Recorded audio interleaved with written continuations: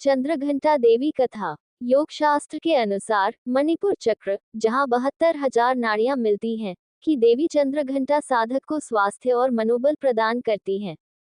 चंद्रघंटा स्वरूप निडरता और शांति का प्रतीक है। ब्रह्मचारिणी देवी भगवान शंकर को अपना पति प्राप्त करती हैं और फिर आदिशक्ति के रूप में चंद्रघंटा बन जाती हैं। माँ चंद्रघंटा के आशीर्वाद से साधक निडर, बहादुर, शांत, स्वस्थ और दीर्घायु होता है। देवी के इस स्वभाव से प्रसन्न होकर भगवान शिव ने अपना त्रिशूल, भगवान विष्णु ने अपना चक्र और सूर्य ने अपना तेज, तलवार और सिंह को वाहन के रूप में प्रदान किया। माता का ये स्वरूप अग्नि के समान रंग के साथ तेजस्वी है। देवी सिंह पर विराजमान है। माता का स्वरूप सौम्य और शांत होता है। माँ चंद्रघंटा का आचरण बहादुरी और निडरता के साथ नम्रता प्रदान करता है। माता के 10 हाथ हैं और सभी 10 हाथों में शस्त्र हैं। माता चंद्रघंटा को दूध और दूध की बनी चीजें पसंद हैं। माँ दुर्गा जी की तीसरी शक्ति का नाम चंद्रघंटा है। नवरात्रि उपासना में तीसरे दिन इन्हीं के विग्रह का पूजन आराधन किया जाता है। इनका ये स्वरूप परम शांतिदायक और कल्याणकारी है। इनके मस्तक में घंटे के आकार का अर्धचंद्र है, इसी कारण से इन्हें चंद्रघंटा देवी कहा जाता है। इनके शरीर का रंग स्वर्ण के समान चमकीला है। इनके 10 हाथ हैं। इनके 10 हाथों में खड्ग आदि शस्त्र तथा बाण आदि अस्त्र विभूषित हैं। इनका वाहन सिंह है। इनकी मुद्रा युद्ध के लिए उद्यत रहने की होती है। इनके घंटे की सी भयानक चंडध्वनि से अत्याचारी दानव दैत्य राक्षस सदैव प्रकंपित रहते हैं। नवरात्र की दुर्गा उपासना में तीसरे दिन की पूजा का अत्यधिक महत्व है। इस दिन साधक का मन मणिपुर चक्र में प्रविष्ट होता है।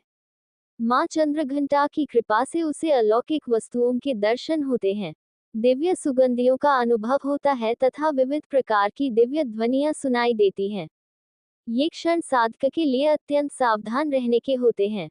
माँ चंद्रघंटा की कृपा से साधक के समस्त पाप और बाधाएं विनष्ट हो जाती हैं। इनकी आराधना सदैव फलदायी है। इनकी मुद्रा सदैव युद्ध के लिए अभिमुख रहने की होती है, अतः भक्तों के कष्ट का निवारण ये अत्यंत शीघ्र कर देती हैं। इनका वाहन सिंह है, अतः इनका उपासक सिंह की तरह पराक्रमी और निर्भय हो जाता है। इनके घंटे की ध्वनि सदा अपने भक्तों की प्रेत बाधा से रक्षा करती रहती है। इनका ध्यान करते ही शरणागत की रक्षा के लिए इस घंटे की ध्वनि निनादित हो उठती है। दुष्टों का दमन और विनाश करने में सदैव तत्पर रहने के बाद भी इनका स्वरूप दर्शक और आराधक के लिए अत्यंत सौम्यता एवं शांति से परिपूर्ण रहता है। इनकी आराधना से प्राप्त होने वाला एक बहुत बड़ा सद्गुण ये भी है कि साधक में वीरता निर्भयता के साथ ही सौम्यता एवं विनम्रता का भी विकास होता है।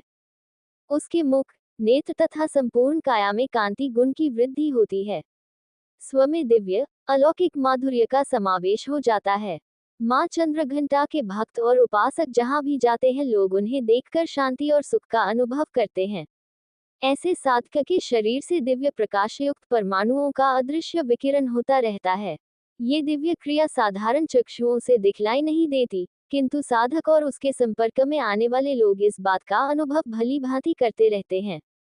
हमें चाहिए कि अपने मन, वचन, कर्म एवं काया को विहित विधि विधान के अनुसार पुनर्तः परिशुद्ध एवं पवित्र करके माँ चंद्रघंटा के शरणागत होकर उनकी उपासना आराधना में तत्पर हों।